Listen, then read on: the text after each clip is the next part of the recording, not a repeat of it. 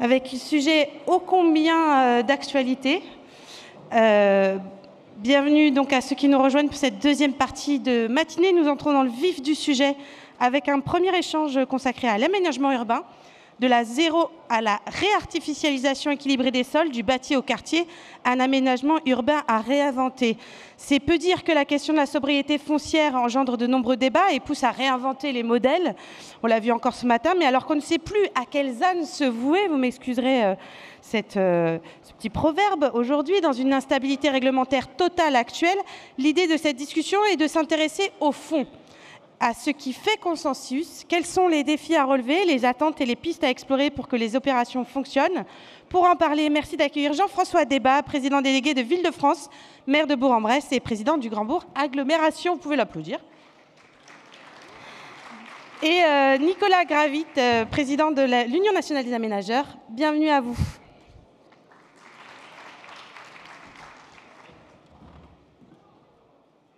Merci, messieurs, d'être avec nous ce matin. On va commencer assez rapidement. Je le disais, Lausanne fait l'objet de tous les clivages. Aujourd'hui, on a un peu entendu tout et son contraire. Aujourd'hui encore, plusieurs propositions de loi venant pour les uns détricoter la loi, pour les autres l'améliorer, sont en cours. Mais revenons au fond, si vous en êtes d'accord. Est-ce que le changement de paradigme est réel? Peut-on dire que pour les acteurs de l'habitat et du cadre de vie aujourd'hui, pour les professionnels, on est désormais sorti de l'éternel débat d'opposition entre écologie et liberté d'aménagement, même s'il reste parfois entretenu par certains? J'aimerais avoir en premier lieu votre vision, peut-être, Monsieur Debat. Bonjour à toutes et à tous. Merci de votre invitation et pour parler d'un sujet pour lequel il y a de l'excitation et de l'hystérie avant même qu'il y ait une réalité d'application, dont on accuse de tous les maux, alors même qu'il n'avait pas encore eu le premier commencement du début de mise en œuvre. Donc il est important de pouvoir reposer les bases d'un débat. D'abord, il n'y a pas de liberté de consommer une ressource sans limite. C'est valable pour notre énergie, c'est valable pour nos ressources naturelles, et c'est valable aussi pour notre espace. Un élément, le mode d'aménagement que nous avons eu depuis 40 ans est en rupture totale avec tout ce qui s'était fait pendant les décennies, et je ne parle même pas des siècles précédents. Pour accompagner 20% d'augmentation de la population, nous avons augmenté de 80% les espaces nouveaux, aménagés et construits. En d'autres termes, nous nous sommes étalés. Et cela concerne l'ensemble des activités humaines avec tout ce qui en découle derrière. Dire aujourd'hui qu'on ne peut pas continuer au même rythme, plus personne ne le conteste. Dire que l'on devra demain donc raisonner autrement, c'est l'enjeu de la discussion. Le sujet, il faut bien commencer à un moment. Voilà. Et j'allais dire, le moment, c'est maintenant, surtout si on veut le faire de manière progressive. Alors, on va certainement en parler. Est-ce que ça a des implications sur la manière dont les élus, dont les professionnels de l'aménagement, dont les constructeurs et dont les habitants, pour la partie habitat, et dont les chefs d'entreprise, pour la partie économique, conçoivent leurs nouveaux et futurs projets? Évidemment. Mais un changement de paradigme, ça ne se décide pas, ça se décide à un moment donné, ça se met en œuvre progressivement, ça se travaille. Il y a eu un manque de pédagogie un peu au début, vous pensez? Je pense qu'il y a eu un effet de sidération. Ça fait des années que, j'allais dire, le foncier est le moins cher possible, doit être, je dirais, immédiatement disponible. Je le dis aussi à mes collègues élus, cette absence de maîtrise veut dire aussi que des maires nous disaient et nous disent encore, en fait, j'ai pas bien eu le choix parce que ça s'est aménagé à cet endroit. Moi, j'étais pas vraiment d'accord, mais je pouvais rien faire parce que je ne maîtrisais ni le terrain ni la règle. Oui, ça va changer notre manière je dirais, de concevoir les politiques d'aménagement. Avec, je le dis quand même aussi en termes de grande masse, en moyenne, les 2/3 de ce qui a été consommé au cours des 40 dernières années ou moins des 15 dernières années, c'est de l'habitat. Donc c'est du lotissement, pour l'essentiel. 25% environ, c'est de l'économie, avec de grandes zones, mais avec aussi des zones artisanales. et 10% sont les équipements publics. Les ronds-points, ça en fait pas mal au total. Hein. Ça, Mais parlons pas des ronds-points. demain, ça veut dire qu'on devra travailler sur ces 3 postes, mais aussi à due proportion. Et dans ma communauté d'agglomération, dans le schéma de cohérence territoriale que nous allons arrêter le 7 juillet, nous avons décidé de faire porter l'effort essentiellement sur l'habitat, en conservant, parce que nous sommes en développement industriel, et nous voulons le faire, eh bien, des capacités quasiment équivalentes à celles que, je dirais, que nous avons eues depuis quelques années, pour pouvoir accueillir des activités économiques. Et puis, nous travaillons sur l'accompagnement vis-à-vis des maires. Quand il y a un effet de sidération, on ne sait pas quoi faire. On a un changement, puis on est comme une poule avec un couteau. Et je crois que le sujet de cette loi a moins été son principe, ni même ses modalités, mais le côté application immédiate, qui a donné le sentiment que d'un seul coup, il fallait tout changer, tout arrêter, sans que les outils aient été maîtrisés. Tout l'enjeu maintenant consiste à maintenir l'outil et ses objectifs, à enlever des scories, mais en gardant le rythme, et puis à faire œuvre de pédagogie. On a besoin des professionnels, on a besoin des urbanistes, on a besoin aussi que les élus fassent le travail pour voir comment les communes vont pouvoir continuer à se développer, mais en consommant beaucoup moins de foncier qu'avant. Monsieur Gravy, vous aussi, on peut dire aujourd'hui que les aménageurs, ils sont un peu, ils ont pris à bras le corps aussi ce sujet, dire qu'ils sont contre la zéro artificialisation. Est-ce que c'est encore le cas aujourd'hui? Bonjour à tous et merci effectivement aussi pour cette invitation, pour participer à cet entretien. Oui, les aménageurs, alors moi je représente l'UNAM, l'Union nationale des aménageurs. Je suis aussi le patron donc d'Eiffage Aménagement depuis de nombreuses années maintenant.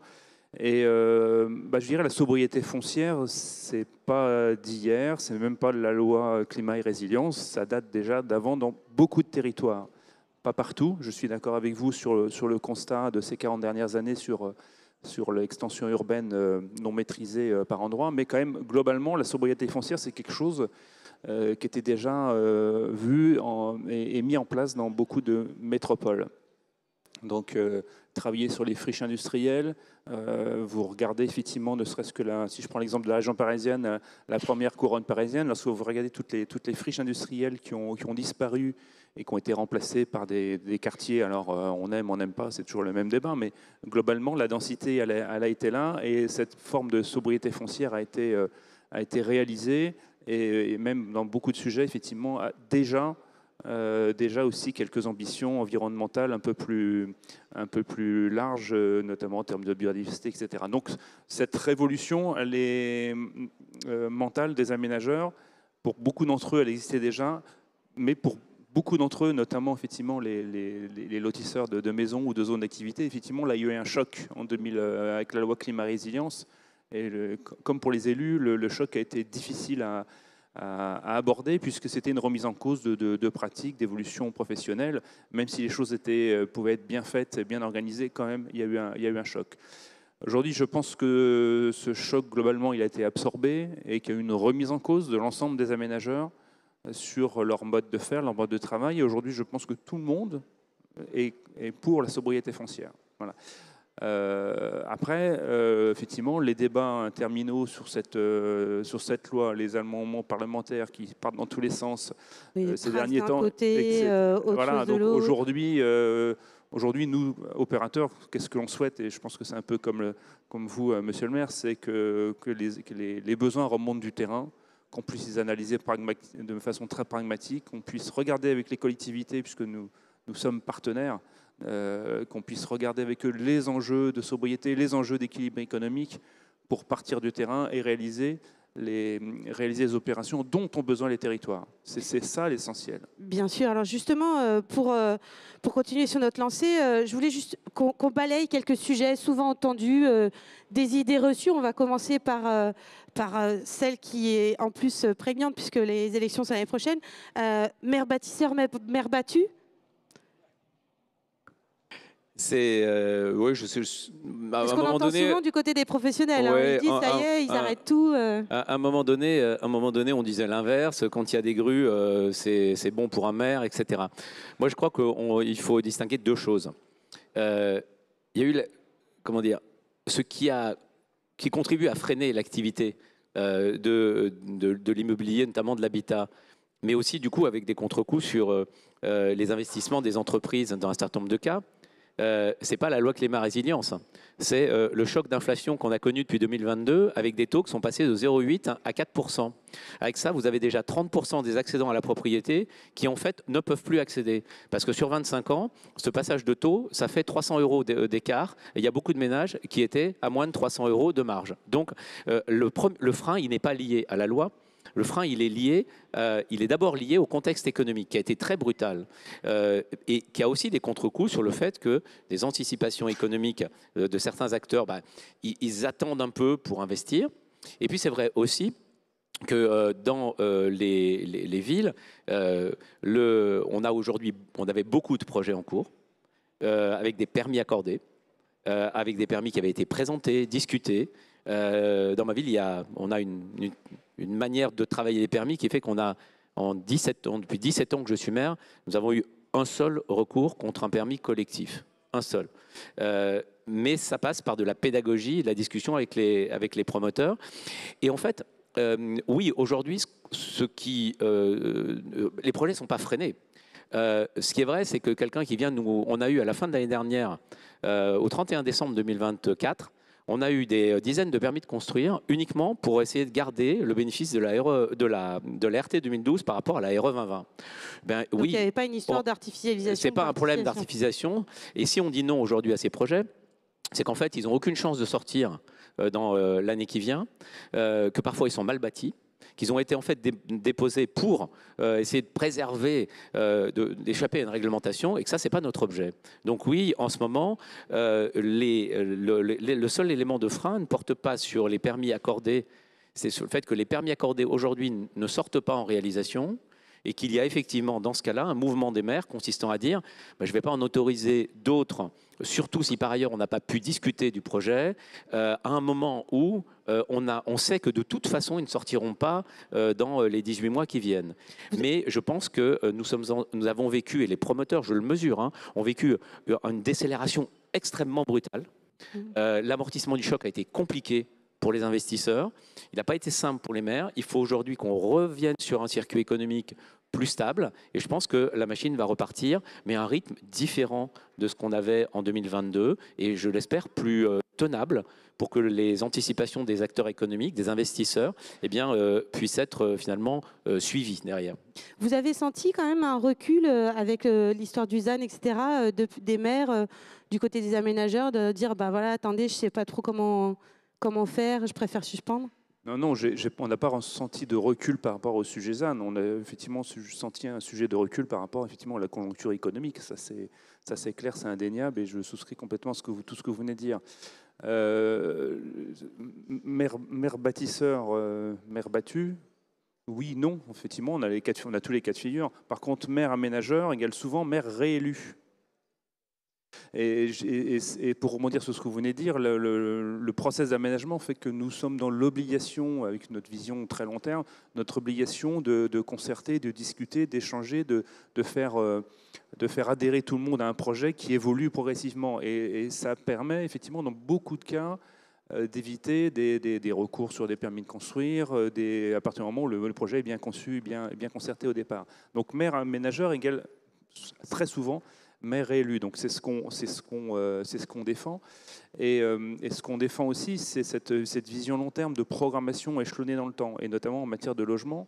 Ce qui est très important, c'est qu'on permet de la réguler, on permet effectivement de construire des logements selon les nouvelles normes en fonction de l'évolution, et ça permet d'anticiper les besoins de 2030, voire plus. Parce qu'aujourd'hui, si on ne règle pas le sujet par l'aménagement, alors effectivement, on va rentrer en électoral, c'est un peu compliqué. Mais si on ne résout pas le problème par l'aménagement dès maintenant, si dès avril 2026, les maires ne se lancent pas sur les projets d'aménagement, en 2030, on va se retrouver dans une situation de crise du logement telle qu'on la vit aujourd'hui. Donc on ne fait que reculer. Donc il faut vraiment jouer sur toutes les cartes. Les promoteurs ont leur mot à dire, évidemment, dans le diffus, mais il faut aller plus loin avec les aménageurs.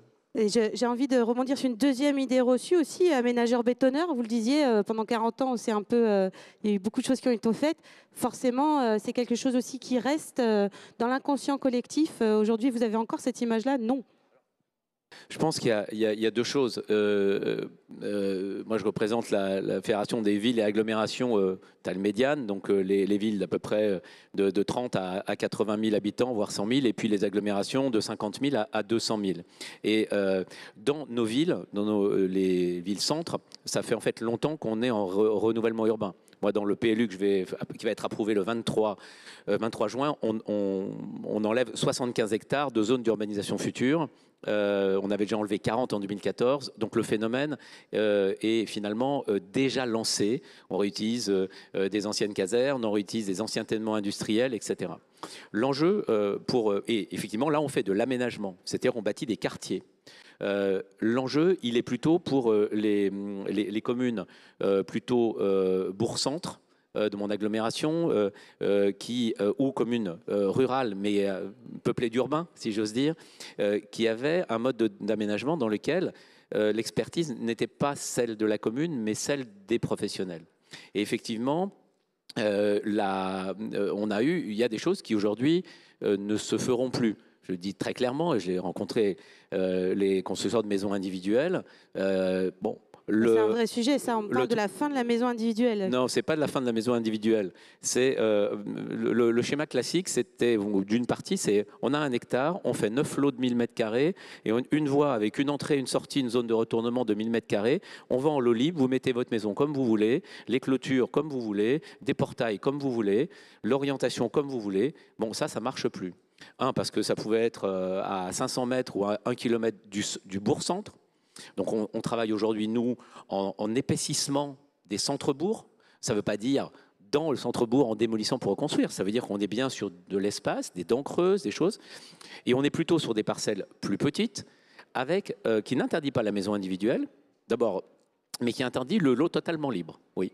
Nous suggérons aux communes de poser des règles d'implantation des constructions. C'est-à-dire que l'architecture reste libre, mais le lieu sur le terrain, non. Et l'orientation, non plus. Parce que quand vous avez des terrains à 400 m², vous devez gérer, et c'est parfaitement vivable, mais vous devez gérer les vis-à-vis. Donc oui, là, il y a une responsabilité conjointe entre les aménageurs, les promoteurs constructeurs, les lotisseurs et les élus pour fixer un certain nombre de règles, y compris pour maintenir la valeur dans le temps des lots qui ont été vendus. Par ailleurs, dans nos villes, nos villages, il y a énormément le bâti historique, c'est des bâtiments, même dans des petits villages, qui se tenaient avec un rez-de-chaussée 2 niveaux, avec un jardinet à l'arrière. C'est de l'individuel. On peut faire de l'individuel sans être forcément sur le lot libre avec ses 2000 m² autour. Il y a plein de petites communes aussi qui sont très inquiètes vis-à-vis du ZAN. Donc justement sur ces idées reçues-là, un peu les communes rurales vont mourir, c'est la fin de la maison individuelle. Ça s'appelle du populisme, ceux qui exploitent ces peurs. La fin de la maison individuelle, certainement pas.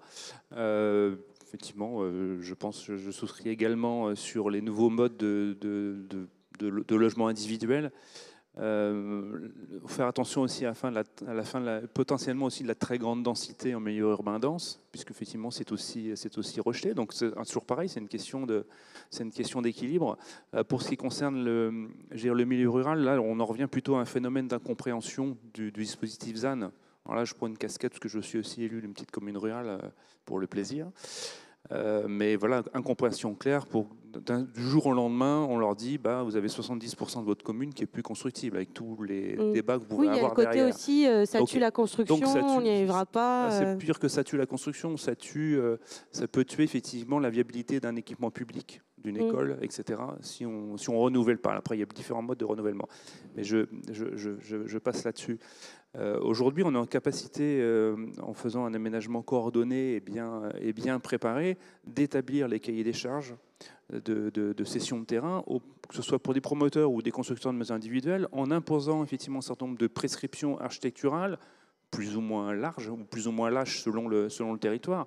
Mais aujourd'hui, il est absolument inacceptable de se retrouver dans des zones en périphérie avec des lotissements jamais finis, des clôtures jamais faites, etc. et qui font que ces quartiers ont souvent du mal à vivre. Donc ça, effectivement, il faut combattre ça. Et ça, c'est notre responsabilité d'aménageurs, d'écrire avec les collectivités tous les cahiers des charges comme Et puis comme ils le penser font. en plus en termes d'îlots, en termes de... Enfin voilà, Et on est plus sur cette logique bâtimentaire aussi. Il faut penser en termes d'îlots, il faut penser en termes d'accès, aux équipements publics. Donc aujourd'hui, si on travaille sur l'extension urbaine, il faut qu'on ait anticipé les sujets d'équipement public pour éviter trop de trajets pendulaires, y compris même au sein d'une ville.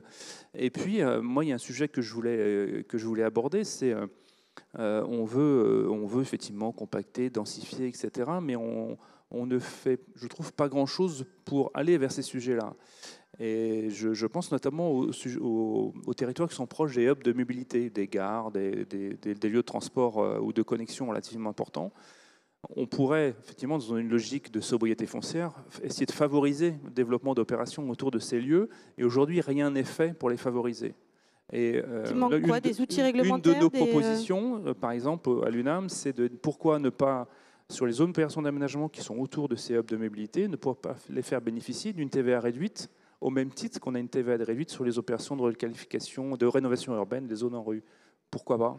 Et là, ça serait un moyen, effectivement, sur tout type de collectivité, chaque fois qu'il y a un moyen de transport, centre-ville, périurbain, voire les gares rurales, pourquoi pas, trouver un mode de financement sur une TVA réduite qui permettrait de faire accélérer ces projets-là. Et on pourrait avoir le même raisonnement sur les friches industrielles qui sont extrêmement compliquées à gérer. Voilà, donc je pense qu'il y a plein d'idées qui ne coûtent pas forcément très cher pour essayer d'aller vers cette densité. Donc sobriété foncière, oui, mais donnez-nous des outils qui fonctionnent finalement, c'est ça Oui, moi je souscris vraiment à ce que vous venez de dire, dans le sens où aujourd'hui, y compris les maires de petites communes, après l'effet de sidération, mais ce qui est normal, aujourd'hui, sont dans le réel, ils voient qu'en fait, il y a un certain nombre de choses qui vont continuer à se faire. Si leur territoire est en évolution démographique, il y aura toujours des logements supplémentaires.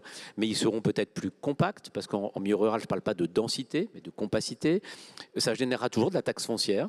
Voilà. En revanche, et ça viendra conforter les bourgs-centres. En revanche, il y a effectivement des enjeux qui ne sont pas traités. Vous en avez évoqué un. Nous, on a les enjeux de maîtrise foncière, avec deux types de sujets. Oui, il y a quand même la question la capacité et ce que le Parlement ne nous a pas donné d'un droit de préemption non conditionné par un projet. Si le terrain devient plus rare, sa maîtrise par la collectivité devient encore plus justifiée. Aujourd'hui, quand on préempte, on doit avoir un projet préétabli. Pour du terrain, j'entends.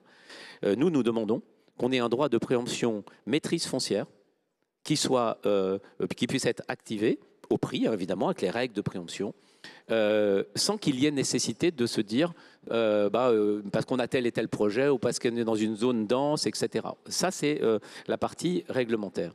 Le deuxième élément, c'est la partie financière.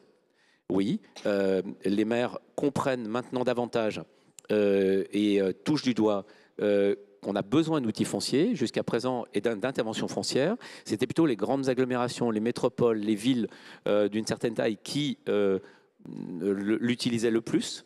Les établissements publics fonciers locaux, là où ils existent, il y en a beaucoup, peuvent être des soutiens, mais nous avons besoin de pouvoir préempter, de pouvoir accompagner les communes dans la maîtrise au moins d'une partie des terrains.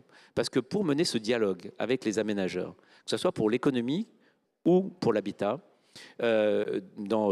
lorsqu'on travaille avec des gens qui ont pignon sur rue, qui sont installés dans une région, qui sont des acteurs réguliers, on n'a pas besoin de moyens de pression, en règle générale, pour parvenir à un dialogue fructueux, à des concessions, à des choses qui, je dirais, correspondent, sont un équilibre entre l'intérêt économique qu'on comprend de l'aménageur et puis les questions d'intérêt général.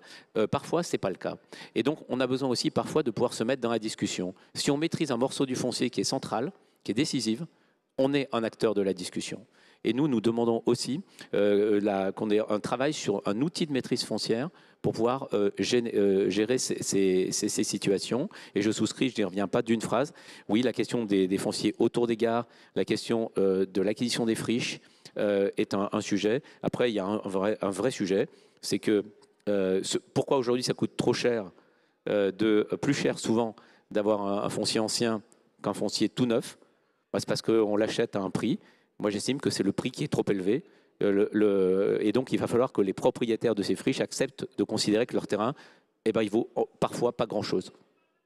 Je vous vois acquiescer. De toute façon, le foncier est notre matière première, donc la valeur brute du foncier est trop chère aujourd'hui en France. Et, Il faudrait on paye les conséquences on paye aujourd'hui les conséquences de la flambée des prix du foncier qu'on a connu ces dernières années avant cette toute dernière crise. Et aujourd'hui, un constat, alors c'est plus valable pour les zones denses que les zones moins denses, mais aujourd'hui, on constate pas vraiment une baisse des prix du foncier brut. Donc là, on a un vrai sujet, les gens attendent. Donc il y a peut-être aussi des sujets liés aux taxations de plus-value qu'il faut imaginer. Donc là, il peut y avoir plein d'astuces fiscales. Donc oui, le foncier, c'est notre matière première. Il faut trouver un moyen de le réguler. Pour ce qui concerne l'aménagement, il y a un moyen qui est assez efficace, c'est lorsqu'on travaille en concession d'aménagement. Il y a un contrat avec la collectivité, on détermine des valeurs, on détermine des bilans, on fait des péréquations entre la collectivité et l'aménageur, et après chacun prend ses risques. Et on peut aussi avoir derrière l'outil de l'expropriation si nécessaire. Ça ne permet pas de maîtriser à 100% une valeur foncière, mais quand même, on a des outils de régulation. Après, il y a la réserve foncière qu'on peut créer dans le cas du dispositif que vous avez, dont vous venez de parler. Effectivement, ça, c'est des choses qui sont relativement efficaces, mais c'est vieux comme le monde, ça. Hein, je veux dire, c'est vieux comme le monde, les réserves foncières. Oui. Les ZAD, je ne sais pas si vous vous souvenez des ZAD, mais c'était ça. Alors, effectivement, c'était pour acheter de la terre agricole. Exactement. Voilà. Mais le dispositif existe toujours, donc pourquoi pas sur des friches. Voilà. Donc finalement, qu'est-ce qu'on peut espérer aujourd'hui ? Si vous voulez, il nous reste quelques minutes. Ouais, sur le sujet, je pense que d'abord qu'on arrive à stabiliser un dispositif. J'ai présidé plus simple aussi. J'ai présidé le groupe de travail qui a fait des propositions au bureau de l'Association des maires de France sur l'évolution du dispositif ZAN. Nous avons proposé 3 choses. On maintient l'objectif à 2050 et on maintient, c'est essentiel, et c'est ce qui n'est pas aujourd'hui dans la PPL sénatoriale, on maintient l'objectif d'une réduction de 50% en 10 ans, parce que sinon personne ne fera rien. Si on dit juste on se revoit en 2050, personne ne fera rien. Donc il faut bien qu'il y ait un outil qui permette de montrer que tout le monde devra faire sa part de l'effort. 2, on ne raisonne plus à l'hectare près, commune par commune. On nous laisse au sein des SCOT satisfaire un objectif global et discuter avec les PLU de chacune des communes pour tenir compte des situations particulières, des communes dans lesquelles il ne s'est presque rien fait dans les 10 années passées et des communes dans lesquelles, au contraire, il s'est beaucoup fait. Et on nous laisse en responsabilité de cela. C'est-à-dire, et on nous laisse poser une règle du jeu plutôt qu'une règle à calcul. On n'a plus la facture en bas à droite envoyée par la DDT qui vous dit vous avez droit à 8 hectares 6, point final. Donc parce que ça braque. Et le 3e élément, les gens qui n'ont pas de compétences, qui n'ont pas de raison de se mêler de ce sujet ne s'en mêlent pas. Les régions n'ont non, il n'y a aucune raison que les régions, dans les SRADET, aient des possibilités d'allocation foncière complémentaire, définies sans critères et définies par la région. Qu'est-ce que le comité régional du ZAN vient faire là-dedans avec les départements qui n'ont aucune compétence en matière d'urbanisme? Donc redonner la liberté aux maires. On a des scories. On revient à la logique de la décentralisation. Le Parlement fixe un objectif politique pour le pays avec cet objectif 2050 et 10 ans entre 2024 et 2034, pas 2021-2031, pour se mettre sur une trajectoire de moins 50%. Deuxième élément, les outils de mise en œuvre, ils sont maîtrisés par les élus locaux, dont c'est la responsabilité. Il y a des schémas de cohérence territoriale, il y a des PLU, et l'État n'est pas là pour donner la règle à calcul, mais est là pour vérifier que la trajectoire est bien respectée. Et à ce moment-là, si on s'y met comme ça, et qu'on arrête de la démagogie, de faire peur aux gens, de faire peur aux maires, de faire peur aux aménageurs, de faire peur aux accédants à la propriété, eh bien oui, on pourra rentrer dans une trajectoire de réduction parce qu'on aura le temps de modifier nos principes d'aménagement. On ira peut-être un tout petit peu moins vite au début, on sera peut-être à 35% en 10 ans au lieu de 50%, mais on aura enclenché une nouvelle manière de concevoir l'aménagement, plus désirable, plus professionnel et plus finalement adapté aux enjeux de demain, y compris parce qu'une partie des formes d'habitat dont on aura le plus besoin demain, 95% de l'habitat qui sera là dans 10 ans, il est déjà là en fait. Hein. Donc les logements familiaux, qui sont le principe de la villa sur lotissement, l'essentiel, ils existent. Et donc ils doivent être rénovés. En revanche, le logement pour permettre aux retraités de sortir de leur villa, de rester dans leur village et d'habiter dans un plus petit logement, ben lui, il n'est peut-être pas construit. Et l'aménagement, c'est aussi cela. Et ça fait partie de la manière de rendre ce débat qui est parti sur des bases hystériques, le rendre finalement beaucoup plus serein, avec deux, trois, que chacun s'occupe de son métier. Et je pense qu'on y arrivera. Pour vous, le même avis? Complètement, ça doit partir de la base, savoir du foncier, des élus locaux qui connaissent parfaitement leur territoire, qui sont en capacité effectivement de gérer leur trajectoire d'artificialisation ville par ville, bassin de vie par bassin de vie.